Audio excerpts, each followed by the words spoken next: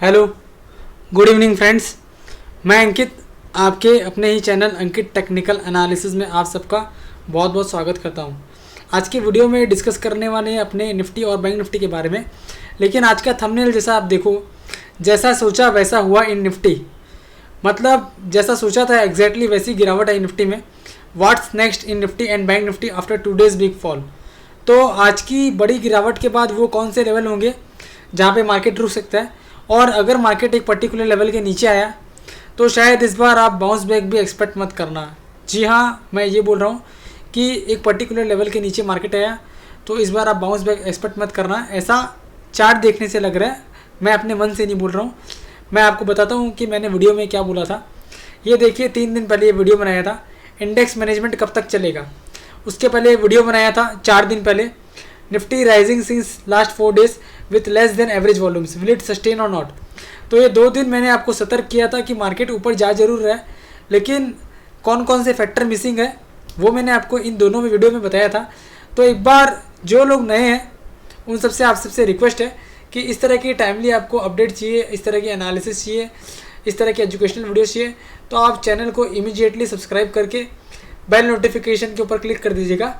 As इस तरह के एजुकेशनल वीडियोस में जब भी पोस्ट करूँ तो आपको उसको तुरंत नोटिफिकेशन मिल जाए और कोई भी वीडियो आपसे मिस नहीं हो। तो ये 2 दिन मैंने वीडियो बनाया था कि निफ्टी 4 दिन से बढ़ रहा है, एवरेज वॉल्यूम से कम वॉल्यूम है, और इंडेक्स मैनेजमेंट है वो कब तक चलेगा। अगर आपने ये दोनों वीडियो नहीं देखा है तो आप सबसे रिक्वेस्ट है कि प्लीज़ ये इंडेक्स मैनेजमेंट वाला वीडियो तो ज़रूर देखिएगा, क्योंकि इसमें मैंने 3 तरह की लॉजिक बताई है कि क्यों मार्केट गिर सकता है। वैसे शॉर्टकट में 2 मिनट में आपको मैं दिखा देता हूँ कि मैंने क्या बोला था। बाकी आप ये वीडियो पूरा देखना, तो ये वीडियो आप पूरा देखोगे तो आपको समझ में आएगा कि एक्चुअली मैं बोलना क्या चाहता हूँ। तब तक आप एक काम करो, जो वीडियो में मैंने कंक्लूजन दिया था आप वो एक बार सुन लो, फिर अपने आज कल के लिए एनालिसिस स्टार्ट करेंगे। खोल के रखा है निफ्टी का, मैंने आपको कल भी बताया था। ये देखो क्या हो रहा है, ये एवरेज लाइन है, वॉल्यूम वाला एवरेज लाइन। ये क्या हो रहा है, मार्केट कंटिन्यू यहाँ से ऊपर जा रहा है, ये एवरेज लाइन के नीचे है, वॉल्यूम तो एवरेज लाइन के नीचे ही है, तो वॉल्यूम सपोर्टेड मूव नहीं है। ये वॉल्यूम सपोर्टेड मूव नहीं है, पहली बात तो ये रही। ठीक है, इसको अपने कर देते एक बार डिलीट, फिर अपने आगे की बात करते हैं। एक तो ये वॉल्यूम सपोर्टेड मूव बिल्कुल नहीं है, क्योंकि मार्केट ऊपर जरूर जा रहा है, लेकिन आप देखो वॉल्यूम जो है ना वो एवरेज से भी कम वॉल्यूम हो रहा है। तो ऐसा कब तक चलेगा, ये बहुत ज़्यादा दिन तक ऐसा चलता नहीं है।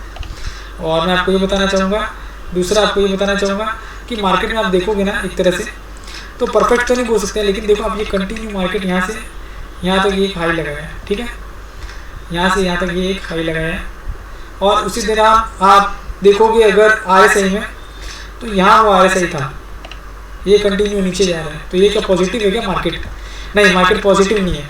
टेक्निकल इंडिकेटर पर आप देखोगे तो ब्रेकआउट दिया, ब्रेकआउट कभी कभी फॉल्स ब्रेकआउट भी होता है, और वॉल्यूम सपोर्टेड मूव नहीं है, ये मैंने आपको ऑलरेडी बता दिया। फिर ऊपर से आपको RSI प्राइस ऊपर जा रहा है निफ्टी का, और RSI नीचे आ रहा है, जो कि दर्शा रहा है कि ये एक नेगेटिव डाइवर्जेंस है। तो मार्केट में एक फॉल भी आ सकता है, इस बात का ध्यान रखिएगा।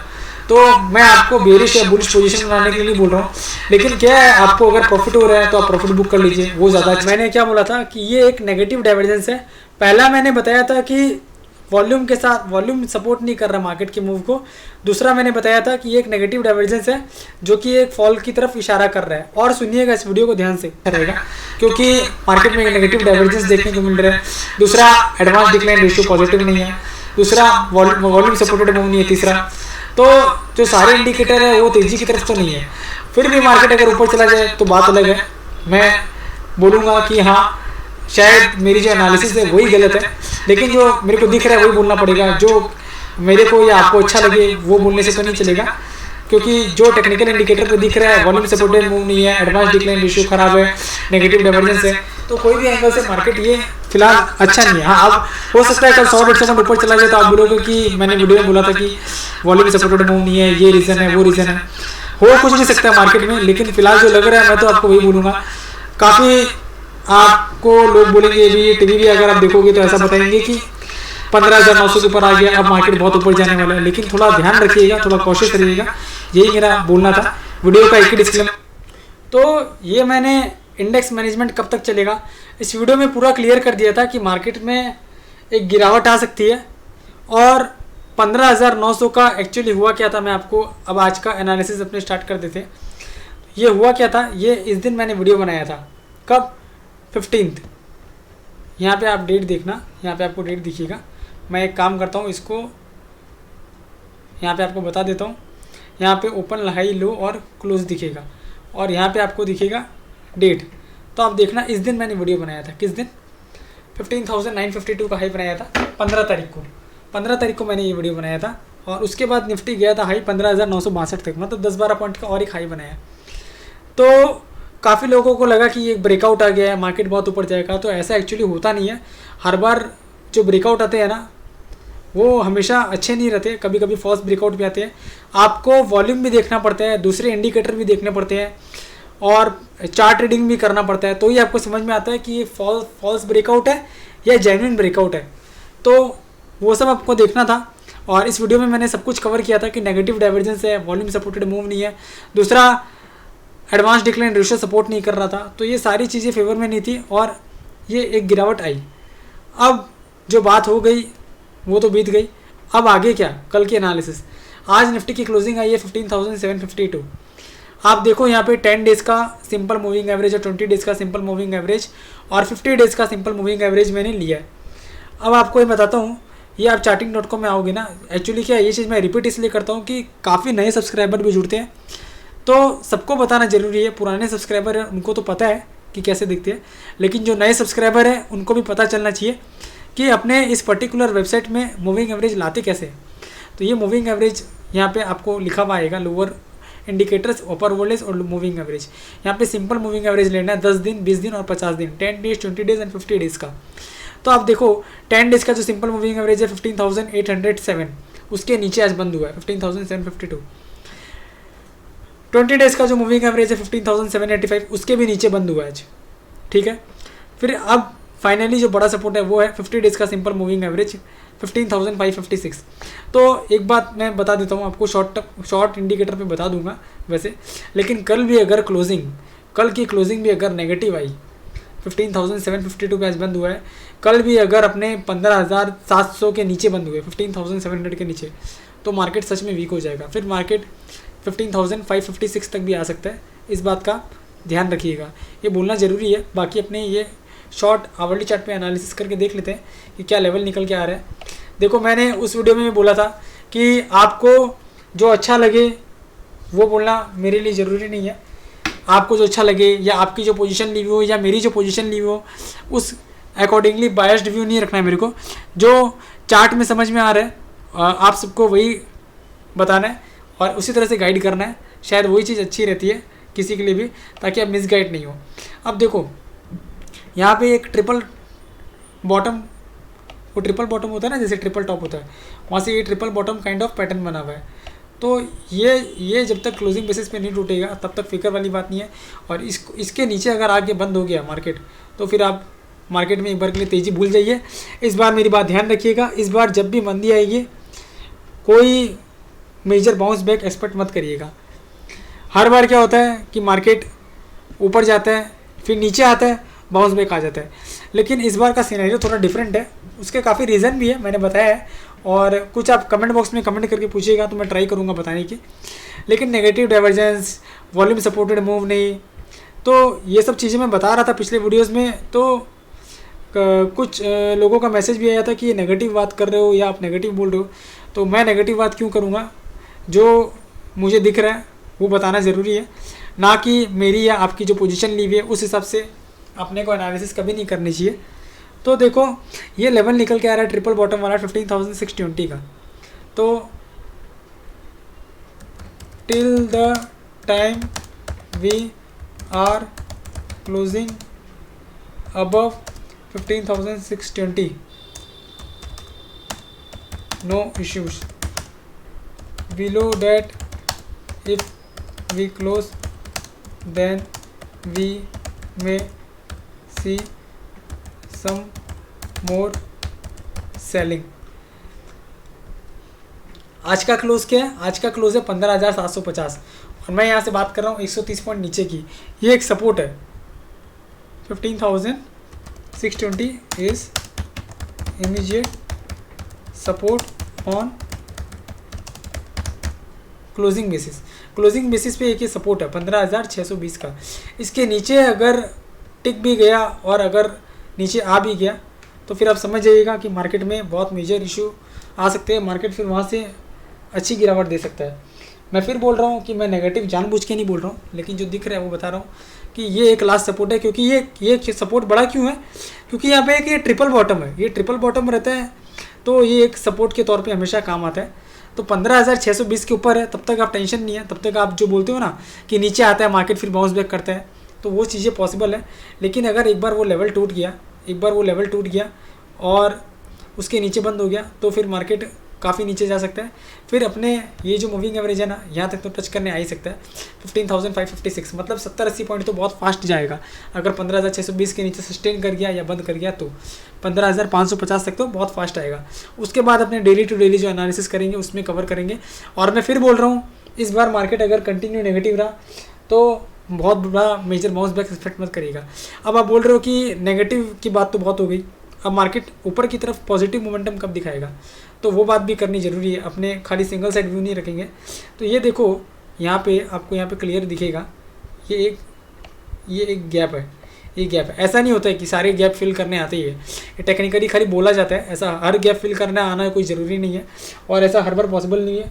आप बहुत सारे गैप देखोगे जो कभी कभी गैप फिलअप होते ही नहीं है, पेंडिंग ही रह जाते हैं। इसलिए ऐसा कोई ज़रूरी नहीं है। ये सब शायद बुकिश लैंग्वेज है कि टेक्निकली एनालिसिस में सारे गैप्स फिल होने बहुत ज़रूरी है। बहुत सारे गैप है जो छूट भी जाते हैं, कभी कभी फिल नहीं भी होते, तो ये बात सही नहीं है। फिलहाल तो अपने इसकी बात करते हैं कि अब रेजिस्टेंस क्या है। 15,840 जो है ना वो रेजिस्टेंस है। तो टू बी प्रिसाइज अपने अगर काउंट करें तो 15,860 मान लो। 15,860 is now major 15,620 is now major hurdle for spot nifty. If stays above that then तब फिर 15,900 पॉसिबल। पर 15,860 एक बहुत बड़ा हर्डल है, इस बात का ध्यान रखिएगा। क्योंकि इसके ऊपर तो फिर ये गैप फिल करने के लिए इतना दूर तो आ ही जाएगा 15,900 के आसपास तक।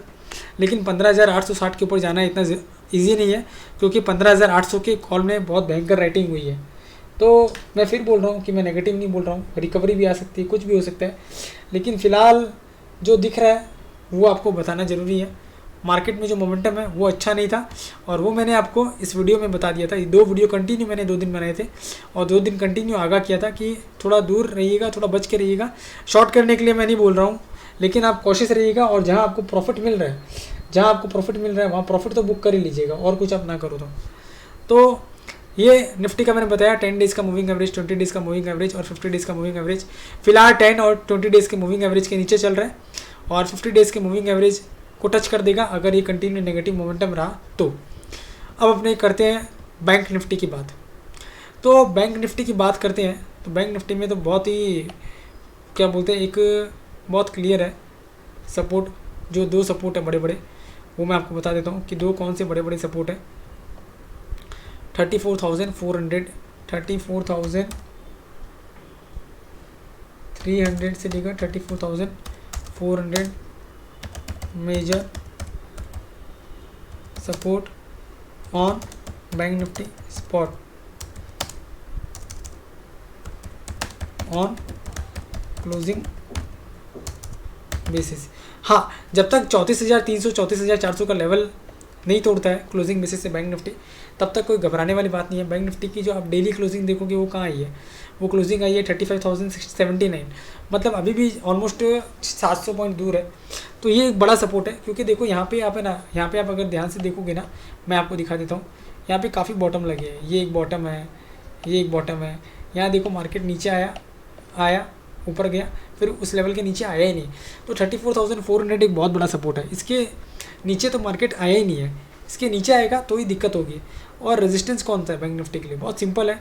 देखो किसी दिन मैं वीडियो ना भी बना पाऊँ तो आप खुद ही मैं आपको ट्राई करता हूँ इस तरह समझाने की कि आप खुद से टेक्निकल एनालिसिस में सपोर्ट और रेजिस्टेंस, ये एकदम सिंपल चीज़ है, ये तो आप खुद ही निकाल लो, ना मेरी वीडियो देखने की ज़रूरत पड़े ना किसी की वीडियो देखने की ज़रूरत पड़े, आप खुद ही निकाल लो।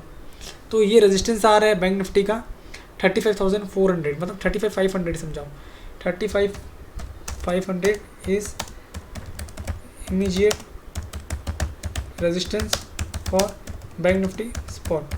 अब मैं आपको एक चीज़ बता देता हूँ, अगर 35,500 के ऊपर सस्टेन हो गया कम से कम आधा घंटा 30 मिनट्स, 2 कैंडल्स 15 मिनट्स की, तो 200-300 पॉइंट का अपमूव आ सकता है। लेकिन अगर वहीं कहीं 34,300 के नीचे चला गया, 34,400 के नीचे चला गया, क्लोजिंग दे दी, उसके बाद बैंक निफ्टी काफ़ी ख़राब हो जाएगा, वहाँ से 400 पॉइंट और नीचे आने में टाइम नहीं लगेगा। अगर 34,400 के नीचे आ गया तो बैंक निफ्टी फिर 400-500 पॉइंट नीचे जाने में टाइम नहीं लगाएगा, इस बात का ध्यान रखिएगा। ये बैंक निफ्टी का जो डेली चार्ट है वो है, इसमें आपको क्या दिख रहा है, इसमें आपको क्लियर कर दिखेगा कि जो ओपनिंग हुई है बैंक निफ्टी की 35,070 और क्लोजिंग, तो ये एक लॉन्ग लेग डोजी टाइप का आप इसको बोल सकते हो। तो आज का लो बहुत इंपॉर्टेंट है 34,900 के आसपास, उसके नीचे भी अगर सस्टेन करेगा तो थोड़ा नीचे और देख सकते हैं अपने लेवल, और जब तक आज के हाई के ऊपर सस्टेन नहीं करेगा तब तक अपमूव का भी ज़्यादा उस बारे में भी आप मत सोचिएगा। तो यही आपको बताना था। और देखो फिर मैं बोल रहा हूँ, ये इंडेक्स मैनेजमेंट कब तक चलेगा, निफ्टी नॉट राइजिंग, ये दोनों वीडियो देख लीजिएगा अगर आपने नहीं देखा है। चैनल पर नए हो तो चैनल जरूर सब्सक्राइब करके बेल नोटिफिकेशन के ऊपर क्लिक कर दीजिएगा, एज इस तरह के एजुकेशनल वीडियोज़ में जब भी पोस्ट करूँ तो आपको उसका नोटिफिकेशन तुरंत मिल जाए और कोई भी वीडियो आपसे मिस नहीं हो। फिर निफ्टी का मैंने आपको बताया सिंपल तरीका, 10 डेज 20 डेज मूविंग एवरेज के नीचे आज क्लोजिंग दी है, क्लोजिंग तो अच्छी नहीं हुई है।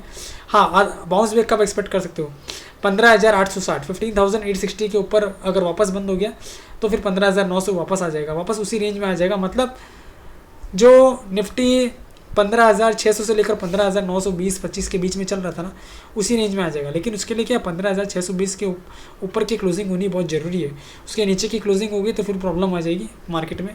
और इस बार शायद बाउंस बैक एक्सपेक्ट मत करना, ऐसा मेरा सोचना है। टेक्निकल इंडिकेटर के देख के तो ऐसा ही लग रहा है। बैंक निफ्टी में 35,500 एक रेजिस्टेंस है, उसके ऊपर चला गया तो 200-300 पॉइंट का अपमूव समझ लेना। और 34,300 34,400 के नीचे अगर बैंक निफ्टी सस्टेन हो गया तो 300-400 पॉइंट नीचे जाने में टाइम नहीं लगाएगा। मैंने देखा investing.com पे आज का ये जो वॉल्यूम देखो, ये डेली देखो, डेली क्या वॉल्यूम हो रहा था, डेली कोई वॉल्यूम कुछ खास नहीं हो रहा था। आज वॉल्यूम ये जो एवरेज वॉल्यूम है उसको टच कर दिया है, तो आज की गिरावट भी आई है ना, तो वो थोड़ा सा नॉर्मल वॉल्यूम के साथ आई है। हालांकि बहुत ज़्यादा वॉल्यूम तो नहीं था लेकिन थोड़ी वॉल्यूम के साथ आई है।